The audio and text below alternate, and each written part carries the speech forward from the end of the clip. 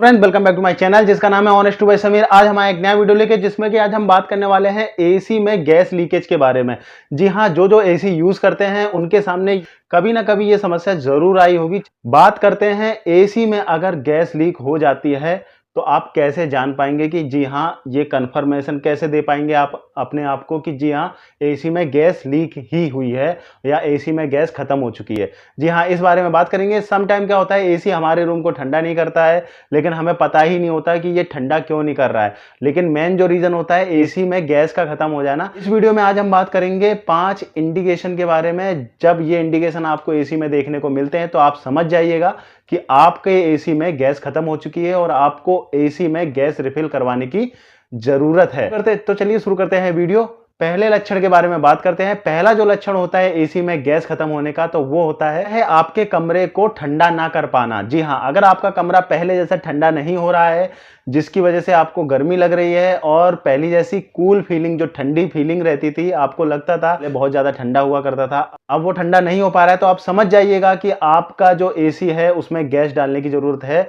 क्योंकि एसी में अगर गैस की कमी होगी तो जाहिर सी बात है वो कूलिंग कम करने लगेगा। जी हाँ, अगर ये आपको लक्षण दिखाई दे रहा है आपके एसी में तो आप गैस चेक करा सकते हैं।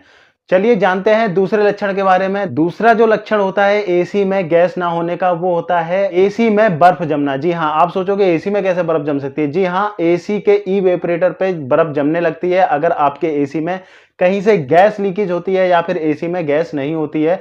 तो आपका जो एसी होता है, जो इंडोर यूनिट होता है जिसमें से आप ठंडी हवा पाते हो, जिसकी वजह से पूरा रूम ठंडा होता है, उसके ऊपर जब आप उसका कवर खोलोगे तो उसके ऊपर लाइन बन जाएगी, बर्फ की, आइस की लाइन जमी हुई होगी। तो आप समझ जाइएगा कि एसी में से कहीं ना कहीं गैस लीकेज हो रही है और वो आपको सही कराने की जरूरत है। जी हाँ, लीकेज बंद कराने की जरूरत है। जब तक आप लीकेज बंद नहीं कराओगे, जब तक आपका जो रूम है वो ठंडा नहीं होगा और रूम के अंदर वो पहले जैसी ठंडक जो है आप नहीं पा पाओगे। इसलिए कभी भी आपके एसी के इवेपोरेटर पे, इवेपोरेटर जो लोग नहीं जानते मैं बता देता हूं, इवेपोरेटर होता है जो आपके इंडोर यूनिट में लगा हुआ होता है, जिसके ऊपर बहुत ही ज्यादा कूलिंग रहती है, जिसमें से आपके रूम की हवा जो ब्लोवर खींचता है वो उसी में से ही निकाल के देता है, जिसकी वजह से आपको ठंडी हवा लग पाती है, आपका रूम चिल्ड हो पाता है। इसे इवेपोरेटर कहते हैं।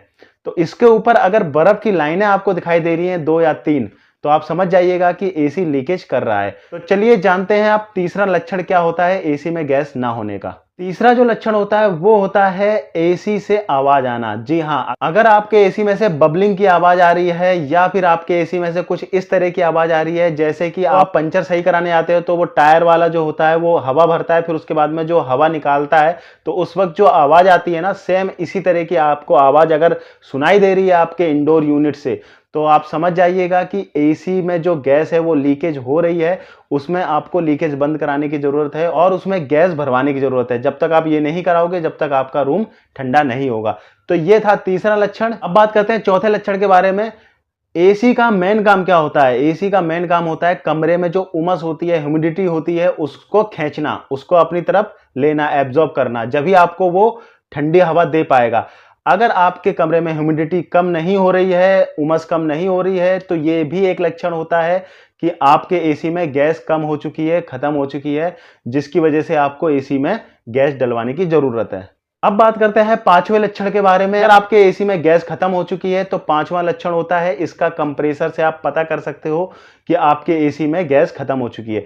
जी हाँ, कंप्रेसर से कैसे पता करेंगे वो भी मैं आपको बता देता हूं। होता क्या है, जब भी एसी में गैस कम होती है या खत्म हो जाती है तो जो कंप्रेसर एक एग्जैक्ट टाइम पर ट्रिप होता था वो ट्रिप होना बंद हो जाएगा। ऑन ऑफ होने में उसको बहुत टाइम लगेगा। जी हाँ, अगर वो ऑफ हो जाएगा तो उसको ऑन होने में टाइम लगेगा, अगर ऑन हो जाएगा तो उसको ऑफ होने में बहुत ज्यादा टाइम कंज्यूम होगा। तो इससे भी आप समझ पाओगे आपके एसी में गैस लीकेज हो रही है या फिर खत्म हो चुकी है। ऐसा क्यों होता है ये भी मैं आपको बता देता हूं। जब भी कंप्रेसर चलता है तो वो गैस को पूरी तरह से रोटेट करता है पूरे पाइप्स में। जी हाँ, लेकिन अगर एसी की गैस लीकेज होने लगेगी तो ऊपर गैस कंप्रेसर तक नहीं पहुंच पाएगी, जिसकी वजह से उसको ऑन ऑफ होने में काफी टाइम कंज्यूम होगा और उस वजह से क्या होगा कि आपका जो एसी है पूरी तरह से कमरे को चिल्ड नहीं कर पाएगा, ठंडा नहीं कर पाएगा। फ्रेंड्स, ये थे कुछ 5 रीजन जिससे आप पहचान सकते हो कि आपके एसी में गैस की कमी है और आपको एसी में गैस डलवानी पड़ेगी। और आपको चेक करानी पड़ेगी किसी इंजीनियर को बुला के एसी के। जी हाँ, तो ये नॉलेज आपको ज़रूर होनी चाहिए, क्योंकि सम टाइम क्या होता है कि एसी में गैस ख़त्म नहीं होती है। वो छोटे-मोटे रीज़न होते हैं जिसकी वजह से आपको ठंडी हवा नहीं मिलती, लेकिन मैकेनिक आते हैं, वो आपको बता देते हैं कि भाई एसी में जो है गैस ख़त्म हो चुकी है, लेकिन ऐसा नहीं होता है।